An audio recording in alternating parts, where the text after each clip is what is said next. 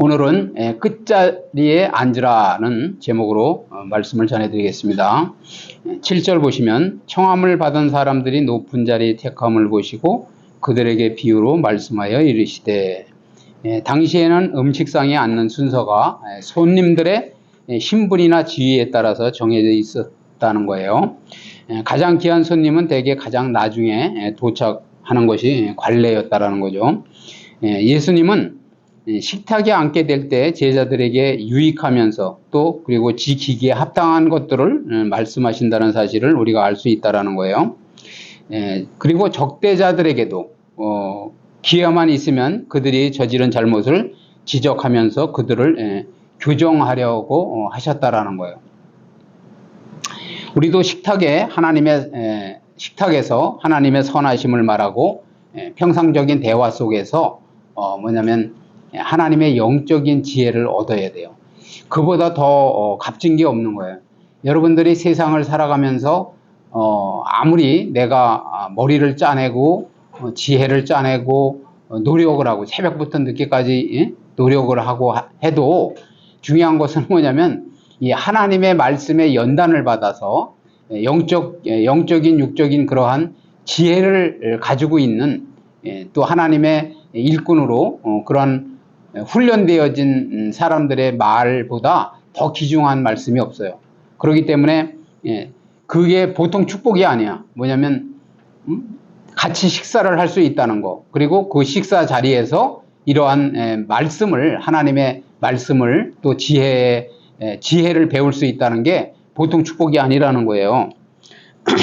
그래서 우리가 영적인 지혜를 얻을 수 있도록, 그런 대화가 이루어질 수 있도록 여러분들이 흘려듣지 마시고, 설교 듣는 시간도 중요하지만 그런 그 식탁의 자리에서는 개인적인 교육이 이루어지는 거예요. 개인적인. 평상시에 영적 리더가, 지도자가 기도하면서 생활하면서 신앙생활을 하면서 한 사람 한 사람 다 이렇게 점검을 한단 말이에요. 그래서 만약에 우리 최 집사님이 어떤 어려움을 겪고 있어. 그러면은 거기에 대해서 하나님 앞에 기도하지 않겠냐는 거야. 그러면은 기도하다가 하나님께서 어떤 깨달음을 주실 거 아니에요. 그러면 그거를 같이 그렇게 따로 어떤 차를 마시거나 어디 같이 등산을 가거나 그렇게 하는 것이 아니라 식사를 하는 자리에서 얘기를 해줄 수 있는 거라는 거예요. 그걸 하나님의 음성으로 들을 줄 알아야 귀도 열린 거요, 눈이 열린 거라는 거예요. 그래서 우리도 그런 식탁에서 그런 기회로 삼아야 되고, 그런 대화가 이루어지도록 힘을 써야 된다는 거고요. 또 여기에 보면 상자에 앉아서 섬김을 받기 좋아한다는 것은 바리새인의 교만을 특징적으로 나타내는 그런 말씀이라는 거예요. 마가복음 12장 38절 39절 한번 같이 읽어보시겠습니다. 예수께서 가르치실 때에 이르시되 긴 옷을 입고 다니는 것과 시장에서 문안받는 것과 해당의 높은 자리와 잔치의 윗자리를 원하는 서기관들을 삼가라. 그죠? 사람들로부터 칭찬받기를 원해요. 그죠? 그리고 그들의 특권을 남용하는 서기관들을 삼가라고 경고하신 거예요. 그러니까 우리는 사람들에게도 칭찬을 받아야 되겠죠. 사람들에게 손가락질을 받으면 안 되겠죠. 그렇지만은 더 중요한 것은 뭐냐면 사람에게서보다는 하나님께 칭찬을 듣기를 여러분들이 원해야 돼요. 그리고 그러한 신앙생활을 추구해야 돼요. 그러면 당연히 사람에게는 칭찬을 들을 수밖에 없어요. 하나님에게 칭찬을 들으면. 그런데 모든 것을 이 심장 피부까지도 감찰하시는 하나님은 소홀히 여기고, 사람의 눈에만 그럴듯하게 척하는 신앙생활로 그냥 내가 좀 영적으로 좀 지도자인 것처럼, 리더인 것처럼, 또 신앙생활을 잘하고 있는 것처럼 그렇게 보이려고 세상 말로 알랑방구를 떤다고 그러잖아요. 그렇게 해서는 안 된다는 거예요. 사람에게는 오히려 담대해야 되고, 하나님 앞에는 겸손하게 머리를 조아리고 하나님의 칭찬을 여러분들이 들으면 돼요. 여기 서 있는 그 목사님에게도 하나님을 더 하나님에게 칭찬을 듣는 사람이 돼야 돼. 사람의 눈치를 보는 그런 사람이 아니라.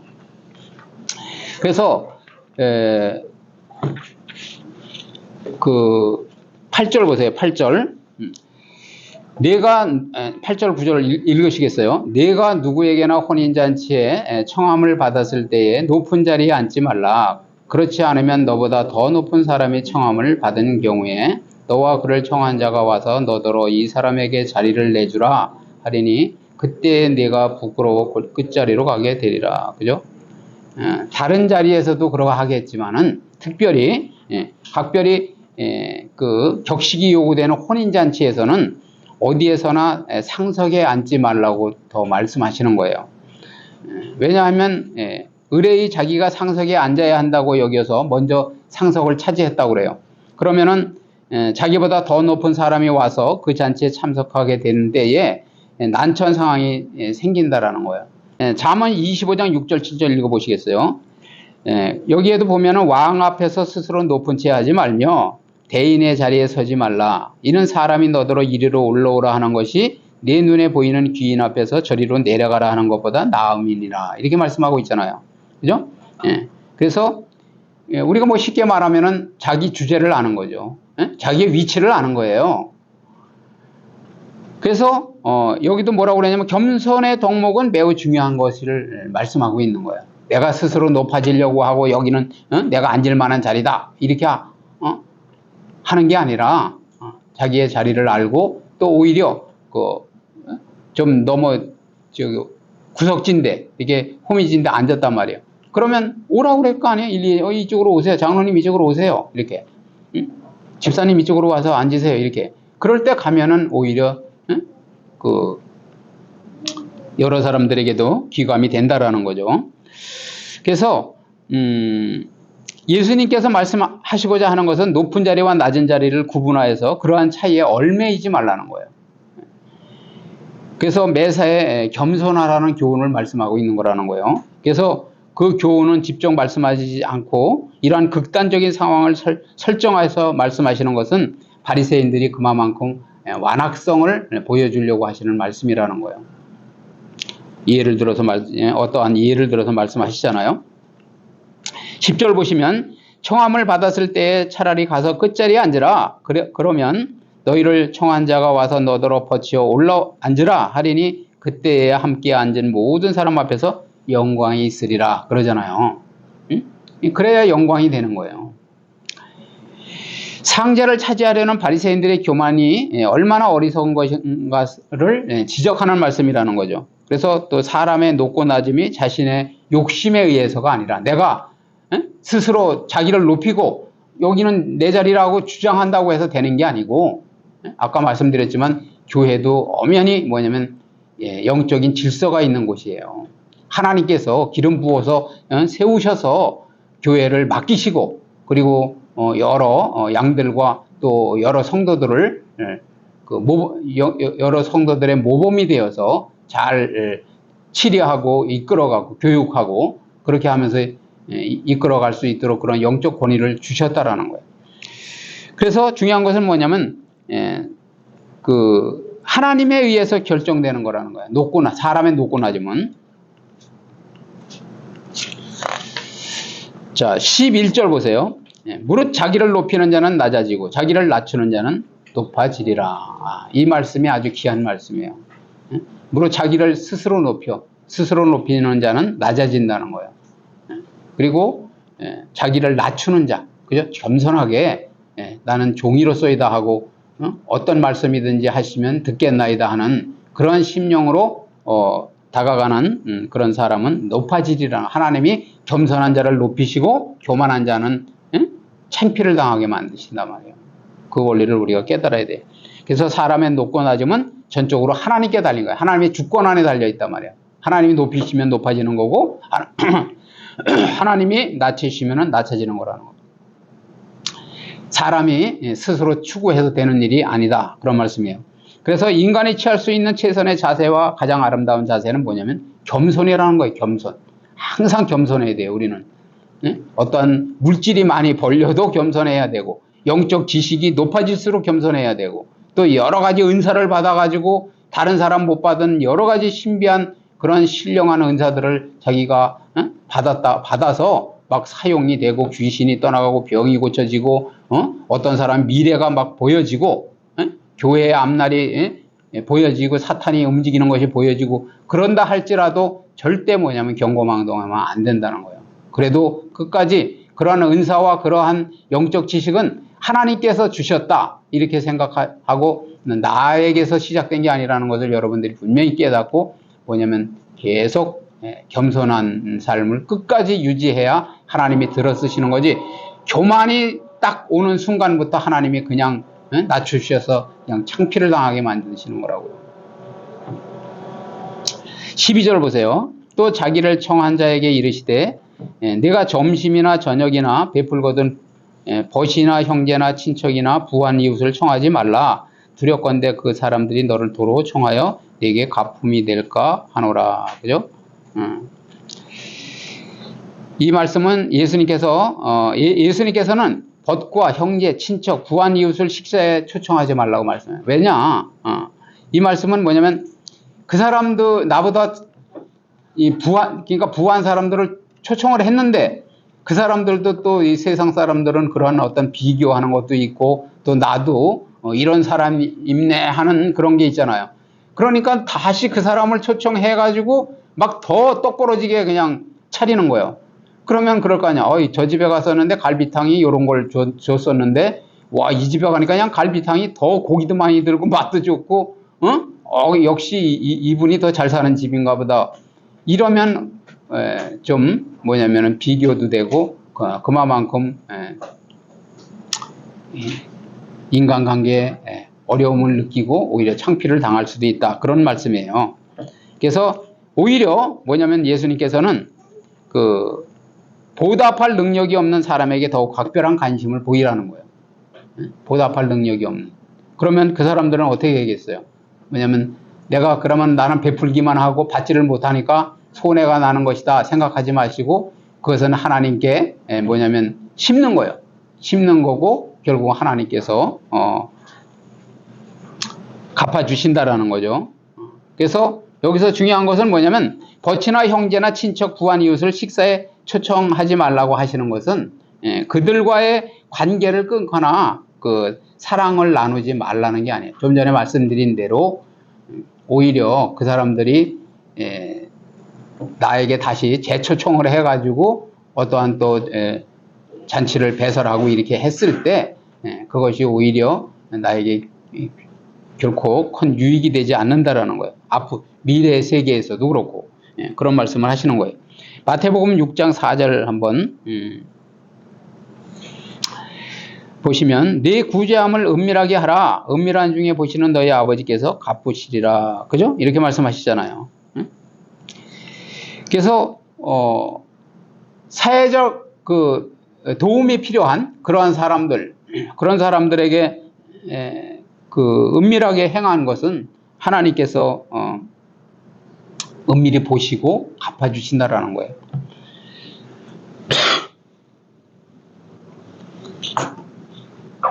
그래서 중요한 것은 뭐냐면 아무도 모르게 하라는 거예요.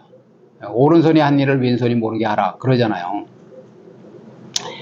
그리고 사람의 상을 기대하지 말라는 거예요. 무서운 말씀이 그러잖아요. 네가 이미 사람에게 칭찬을 받고 사람에게 보상을 받은 후에는 하나님께서 주실 상이 없다고 그러잖아요. 사람에게 이미 다 칭찬을 듣고 다 보답을 받았기 때문에. 14절 보시면, 마지막으로 14절 보시면, 그리하면 그들이 갚을 것이 없으므로 내게 복이 되리니 이는 의인들의 부활 시에 내가 갚음을 받겠음이라 하시더라. 그죠? 구제와 자선은 이 세상에서 보답받지 못할 경우도 있다라는 거죠. 그죠? 있을 것이라는 거예요. 그러나 부활 때에 세상 것이 아닌 가장 값진 것으로 보답을 받게 될 것이라는 거예요. 그것을 우리가 알고 그에 대한 자선은 사랑의 동기에 의해서 해야 함을 말씀하고 있는 거예요. 우리가 어떠한 또 역으로 생각해서 꼭 보답을 받겠다는 그러한 마음이나 그리고 이렇게 하면은 또 하나님께서 기뻐하시고 우리가 또 천국 가는데 도움이 된다고 하니까 그러면 자선을 하고 그렇게 하는 것이 아니라 오히려 그 사랑의 동기로, 그죠? 주께서 우리에게 베풀어 주신 은혜로 말미암아서 우리가 은혜를 깨달았잖아요. 은혜를 누리고 평안 가운데 기쁨 가운데 살아가는 것처럼 그들에게도 그러한 사랑의 동기로 섬겨야 된다, 그런 말씀이에요. 자, 결론을 말씀드리면 예수님은 식탁에 앉게 될 때 제자들에게 유익하면서 지키기 합당한 것들을 말씀하시면서 적대자들에게도 그들이 저지른 잘못을 지적하고 그들을 교정시키고, 그죠? 그들을 또 교육하는 그러한 말씀을 하셨다라는 거예요. 우리도 다시 말씀드리지만은 그 식사의 시간에 특별히 어떻게 우리가 바쁜 이 시대에 자주 만나거나 어떠한 조언을 들을 기회가 없잖아요. 그런 상태에서 정말 뭐냐면 유익한 그런 신앙생활에 또 하나님을 섬기는 일에 세상을 또 살아가는 일에 유익한 그런 대화를 함으로써 여러 가지 그 유익한 시간을 가져야 된다라는 거예요. 두 번째, 그리고 그 뭐냐면 식탁에서 하나님의 선하심을 말해야 돼요. 우리는 항상 하나님이 어떻게 우리에게 베풀어 주신 은혜와 또 하나님의 속성과 하나님의 역사하심을 우리는 계속 포럼하고 나눠야 된다라는 거예요. 그리고 그런 말씀을 통해서, 그런 지혜를 통해서 특별히 영적인 지혜를 여러분들이 얻어야 된다라는 거죠. 그렇게 될 수 있도록 여러분들이 항상 힘써야 돼요. 두 번째는 사람의 높고 낮음은 전적으로 하나님께 달린 것이라는 거예요. 사람이 그것을 내가 스스로 높아지려고 아무리 발버둥을 치고 사람의 노력한다고 추구한다고 그것이 되어지지 않는다라는 거예요. 하나님께서 높이시면 높아지는 것이요, 낮추시면 낮아지는 거예요. 그런데 하나님이 귀하게 여기고 높이는 것은, 중요한 것은 뭐냐면 겸손해야 된다. 겸손해야 돼. 그리고 그 아름다운 마음을 가져야 되고 하나님의 말씀에 순종하려고 하는 그런 마음을 가져야 돼요. 세 번째는 뭐냐면 진정의 도움의 손길이 있어야 하는 자들은 사회적 약자들이라는 거예요. 우리가 그냥 어떤 그 부자끼리 서로 그냥 먹고 마시고 네가 더 많이 상을 차리나 내가 차리나 하고 그런 가운데서 그냥 물질을 낭비하고, 그죠? 부자같이, 그 성경에 나오는 부자같이 그냥 매일 잔치하고 연락하고 그렇게 하는 것보다 그러한 돈을, 그러한 물질을 이 사회적으로 큰 도움의 손길이 필요한 사람들에게 여러분들이 베풀고 나눠야 된다라는 거예요. 어떻게 보면 그것이 우리에게 유익이 되는 그러한 또 하나님이 또 원하시는, 주님께서 원하시는 우리에게 베풀어 주신, 우리를 긍휼히 여기셨던 것처럼 그러한 마음으로 이웃을 섬기고 베풀고 그렇게 하는 저와 여러분이 되었으면 좋겠습니다. 그리고 이렇게 은밀하게 행한 것은 하나님께서 하나님께 잃어버린 바가 되는 것이 아니라 하나님께서 갚아주신다는 거예요. 이 세상에 아무리 값진 것으로 갚아준다고 한들 우리가 그 장차 하나님의 주님 앞에 서는 날 주님과 함께 왕노릇 할 때 주님께서 우리에게 베풀어 주시는 것과는 비교할 수 없다는 거예요.